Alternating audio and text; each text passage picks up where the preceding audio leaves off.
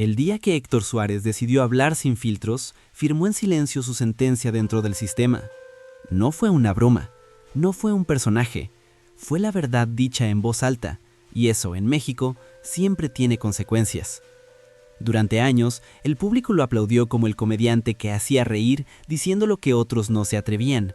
La televisión lo celebraba mientras sus críticas parecían inofensivas, envueltas en humor. Pero llegó un punto en el que la risa dejó de ser cómoda, un punto en el que sus palabras comenzaron a doler donde más incomodaban: el poder, la hipocresía y la corrupción normalizada. Héctor Suárez no se limitó a entretener, señaló, cuestionó, exageró verdades que muchos preferían no ver reflejadas en la pantalla, y cuando el humor dejó de ser solo humor, algo se rompió.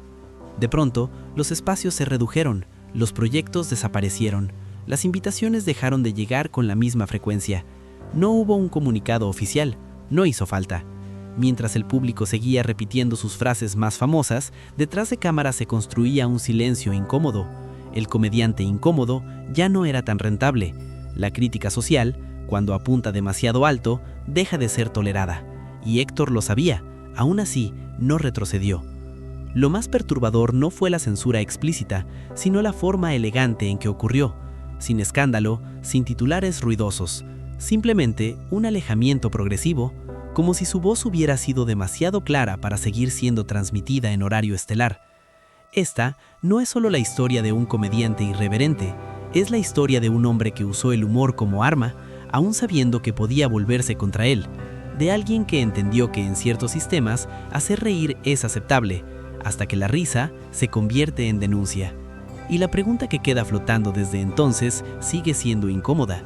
¿Héctor Suárez fue castigado por decir demasiado o simplemente dejó de ser conveniente? Para comprender por qué la voz de Héctor Suárez terminó resultando tan incómoda, es necesario mirar más allá de la comedia y volver al contexto que lo formó. Su carrera no nació del privilegio ni de la complacencia. Surgió en un México marcado por desigualdades profundas, por silencios impuestos y por una televisión que durante décadas funcionó como espejo cuidadosamente controlado de la realidad. Desde sus primeros pasos, Héctor entendió que el humor podía ser algo más que entretenimiento. En un país donde muchas verdades no podían decirse de forma directa, la risa se convirtió en un canal alternativo. Sus personajes exageraban defectos sociales, pero no los inventaban. Eran reconocibles, demasiado reconocibles, y ahí residía su fuerza. A diferencia de otros comediantes que buscaban agradar a todos, Héctor construyó una identidad basada en la incomodidad. Sus sketches no se conformaban con provocar carcajadas rápidas, dejaban un residuo, una sensación de haber visto algo que se parecía demasiado a la vida cotidiana. Esa capacidad de reflejar lo que muchos preferían ignorar lo convirtió en una figura popular, pero también en una presencia vigilada. Durante años, la televisión mexicana encontró en él una figura útil. Mientras el mensaje pudiera ser interpretado como simple sátira, el sistema lo toleraba, incluso lo promovía. El humor crítico servía como válvula de escape, como simulacro de libertad. Permitía reírse de los problemas sin cuestionar directamente las estructuras que lo sostenían. Sin embargo, con el tiempo, la línea entre sátira y denuncia comenzó a desdibujarse. Los personajes de Héctor ya no solo representaban al ciudadano común, empezaban a señalar prácticas específicas, actitudes normalizadas, abusos disfrazados de costumbre. El público reía, sí, pero también asentía. Y esa complicidad colectiva empezó a incomodar a quienes preferían una risa más inocente. En ese contexto, Héctor ocupaba una posición paradójica. Era una figura reconocida, querida y respetada por amplios sectores de la audiencia, pero al mismo tiempo resultaba difícil de encasillar. No respondía del todo a la lógica del espectáculo ligero, no se adaptaba con facilidad a guiones ajenos a su visión. Su humor tenía intención, y esa intención no siempre coincidía con los intereses de quienes controlaban los espacios. La industria, como suele ocurrir, intentó encauzarlo. Se promovieron formatos más suaves, se sugirieron ajustes, se buscó diluir el filo sin eliminar la popularidad. Durante un tiempo, ese equilibrio precario funcionó, Héctor seguía apareciendo, seguía creando, pero las tensiones se acumulaban debajo de la superficie. El México que él retrataba también estaba cambiando. Las contradicciones se volvían más evidentes. La brecha entre el discurso oficial y la experiencia cotidiana se ampliaba. Y en ese escenario, el humor crítico dejaba de ser una simple opción artística para convertirse en una forma de posicionamiento. Héctor no parecía dispuesto a retroceder. Su figura comenzó a adquirir un peso distinto. Ya no era solo el comediante que hacía reír, sino el observador incómodo que decía en voz alta lo que muchos pensaban en silencio. Ese rol, tan celebrado por el público, suele ser el más riesgoso dentro de cualquier sistema mediático. Aquí se configura el escenario central de esta historia. Un artista formado en la crítica social, una industria que prefiere el control y un contexto donde la risa empieza a transformarse en algo más peligroso, conciencia. Todo estaba dado para que el conflicto latente pasara de lo implícito a lo inevitable. Desde este punto, la narrativa avanza hacia un momento clave. El instante en que el humor deja de ser tolerado y la voz crítica comienza a percibirse como una amenaza. Es ahí donde el ascenso sostenido empieza a encontrar sus primeros límites visibles. El ascenso de Héctor Suárez fue el resultado de una intuición poco común: entender que la risa podía ser un espejo peligroso. Mientras otros construían personajes para agradar, él los diseñaba para incomodar. Y, paradójicamente, eso fue lo que lo llevó a lo más alto. Durante años, sus programas y personajes se volvieron parte del lenguaje cotidiano, frases repetidas en la calle, escenas que se comentaban en familia. La audiencia reconocía en esos sketches a jefes autoritarios, burócratas indolentes, ciudadanos resignados. La comedia funcionaba porque decía lo evidente con una claridad brutal. Y mientras esa claridad se mantuvo envuelta en el disfraz del humor, el sistema la toleró. El primer punto de inflexión llegó cuando la sátira empezó a ser demasiado precisa. Ya no era solo una caricatura genérica. Los gestos, los tonos, las situaciones se parecían demasiado a la realidad inmediata. El público no solo reía, entendía, y esa comprensión colectiva es siempre el comienzo de algo incómodo. En ese momento, el éxito de Héctor alcanzaba uno de sus picos más altos. Tenía audiencia, reconocimiento y una voz consolidada, pero también empezaban a aparecer señales sutiles de fricción. Cambios de horario, ajustes editoriales, observaciones amigables sobre el contenido. Nada explícito, nada que pudiera llamarse censura abierta. Aún así, el mensaje era claro para quien supiera leer entre líneas. Héctor decidió no modificar el fondo de su discurso, ajustó formas, pero no renunció a la esencia. Esa elección marcó una diferencia crucial. En lugar de suavizar la crítica, la hizo más refinada, más irónica, más difícil de ignorar, y con ello más peligrosa. La tensión escaló sin necesidad de confrontaciones públicas. No hubo declaraciones incendiarias ni rupturas espectaculares. Lo que hubo fue una progresiva reducción de espacios, proyectos que no se renovaban, propuestas que quedaban en pausa indefinida. La visibilidad comenzó a disminuir de manera casi imperceptible, como si se tratara de una decisión técnica y no política. Para el público, el cambio fue desconcertante. Un comediante omnipresente empezaba a desaparecer de la programación habitual, no de golpe, sino por etapas. Cada ausencia parecía temporal, cada silencio circunstancial, pero el patrón se repetía, y con el tiempo se volvió evidente que algo se había roto. El quiebre definitivo no fue un evento aislado, sino una acumulación, un punto en el que la convivencia entre una voz crítica y una estructura que prefiere la comodidad dejó de ser viable. Héctor no fue expulsado de manera formal, simplemente dejó de encajar. Y en la televisión, no encajar es una forma elegante de exclusión. A pesar de ello, no abandonó su postura. Continuó expresándose incluso cuando los micrófonos eran menos. Su figura empezó a transformarse. De estrella del entretenimiento pasó a referente incómodo, de comediante popular a símbolo de una crítica que ya no encontraba espacio en los canales tradicionales. Este tramo de la historia no habla de una caída abrupta, sino de un desgaste calculado, de cómo el sistema puede neutralizar sin prohibir, de cómo el silencio puede ser más efectivo que la censura explícita, y de cómo un artista puede seguir siendo influyente incluso cuando se le reduce la visibilidad. Aquí se consolida el quiebre, no como derrota personal, sino como consecuencia de una elección. La elección de no diluir el mensaje para conservar el lugar, la elección de asumir el costo de decir demasiado en un entorno que prefiere decir lo justo. Desde este punto, la narrativa se dirige hacia un terreno más oscuro, el de las consecuencias emocionales, profesionales y simbólicas de haber cruzado una línea invisible, el de la verdad que empieza a emerger cuando el ruido desaparece y solo queda la memoria de lo que se atrevió a decir. Con el paso del tiempo, el silencio alrededor de Héctor Suárez empezó a decir más que cualquier declaración pública. No hubo un momento único que marcara la ruptura definitiva, sino una sucesión de señales que, vistas en conjunto, revelaban una verdad incómoda.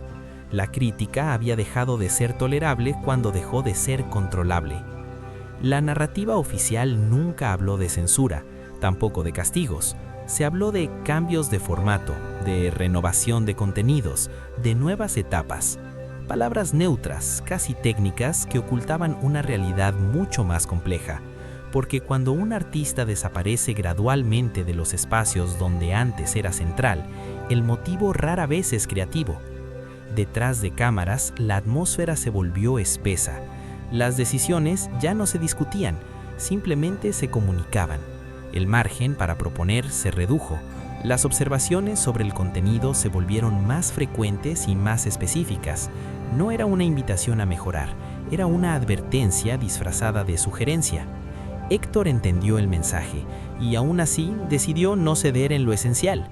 La crítica social no era un adorno de su obra, era su columna vertebral. Quitarle el filo significaba vaciarla de sentido. En ese punto, el conflicto dejó de ser profesional para volverse ético. No se trataba de conservar un espacio, sino de traicionar una voz construida durante años. La reacción del entorno fue reveladora. Algunos colegas optaron por el silencio prudente, otros marcaron distancia, no por desacuerdo, sino por autoprotección. En un medio donde la permanencia depende de la alineación, cualquier gesto de apoyo explícito puede interpretarse como desafío. Así, el aislamiento se fue consolidando sin necesidad de órdenes formales. Los medios tampoco profundizaron, las entrevistas evitaban el tema, las preguntas incómodas no se formulaban. El relato se mantenía superficial, como si indagar demasiado pudiera abrir grietas peligrosas. Esa omisión fue en sí misma una forma de censura blanda. No se prohibía hablar, simplemente se desalentaba a hacerlo. Con el tiempo comenzaron a circular versiones más claras, no en titulares, sino en conversaciones privadas. Se hablaba de incomodidad en las altas esferas, de llamados de atención, de límites marcados con firmeza.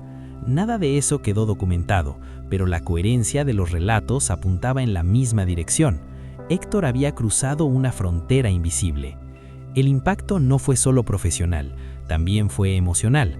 Pasar de ser una voz central a una presencia marginal deja huellas, no por el ego, sino por la conciencia de haber sido apartado por decir lo que muchos piensan y pocos se atreven a expresar. Esa carga no se ve, pero se siente y se arrastra. Aún así, Héctor no buscó victimizarse, no construyó un discurso de queja, no denunció públicamente con nombres y apellidos, eligió otra forma de resistencia, la coherencia. Seguir hablando, incluso cuando la audiencia era menor, seguir señalando, aunque el eco fuera más corto, mantener la dignidad del mensaje sin convertirla en espectáculo. La reacción del público fue ambivalente. Algunos notaron la ausencia y la interpretaron como injusticia, otros aceptaron el cambio como parte natural del medio. La mayoría siguió adelante, sin cuestionar demasiado. Y ese es quizá el aspecto más oscuro de toda la historia. La facilidad con la que el sistema puede reconfigurarse sin generar una alarma colectiva. En retrospectiva, el clímax no fue un escándalo visible, sino una revelación silenciosa. La constatación de que incluso las voces más queridas pueden ser desplazadas cuando dejan de ser funcionales, que la crítica es bienvenida solo mientras no incomode en exceso, y que el humor, cuando se convierte en conciencia, pierde su permiso implícito. Esta verdad no estalló, se filtró, se hizo evidente con el tiempo, en las ausencias, en los silencios, en las trayectorias que tomaron otros caminos, y en la figura de un comediante que pagó un precio alto por no suavizar su mirada. Aquí, la historia alcanza su punto más intenso no por lo que se dijo, sino por lo que se dejó de decir, por lo que fue retirado del aire sin explicación, por lo que quedó fuera del encuadre y por la certeza de que en ciertos sistemas la verdad más peligrosa es la que se pronuncia con claridad. Desde la mirada de este canal, la historia de Héctor Suárez no puede leerse únicamente como la trayectoria de un comediante exitoso que atravesó cambios naturales de época.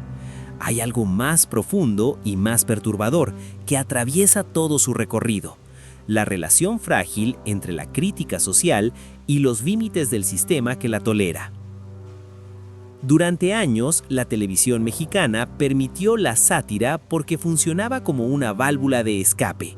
Reírse de los problemas ofrecía la ilusión de libertad sin alterar el orden real de las cosas. En ese marco, Héctor fue útil. Su talento servía para canalizar el malestar colectivo sin confrontar directamente a quienes detentaban el poder.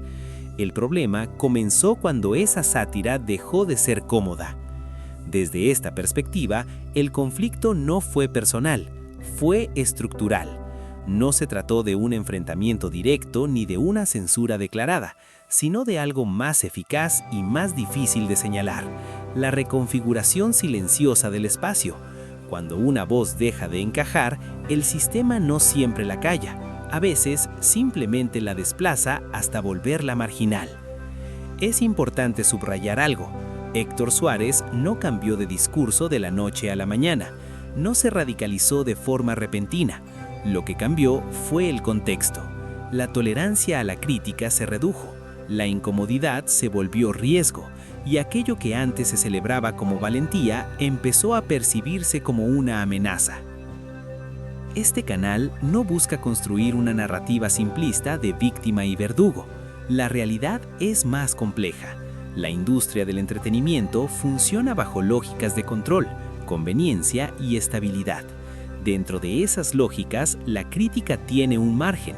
Cuando lo rebasa, las consecuencias no siempre son explícitas, pero sí efectivas. La pregunta que surge es inevitable: ¿cuántas voces han pasado por procesos similares sin que el público lo note?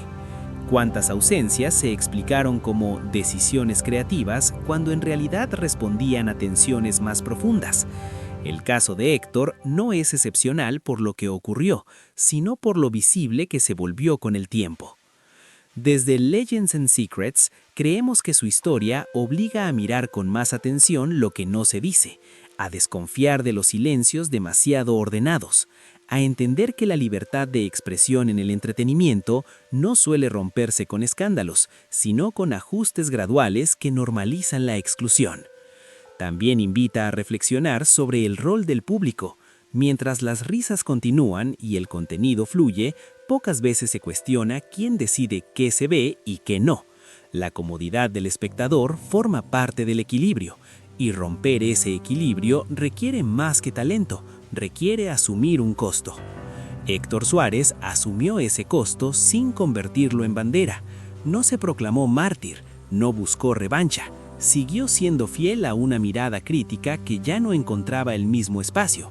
Esa coherencia, silenciosa y persistente, es quizá el aspecto más incómodo de su legado. Desde este canal, la lectura es clara.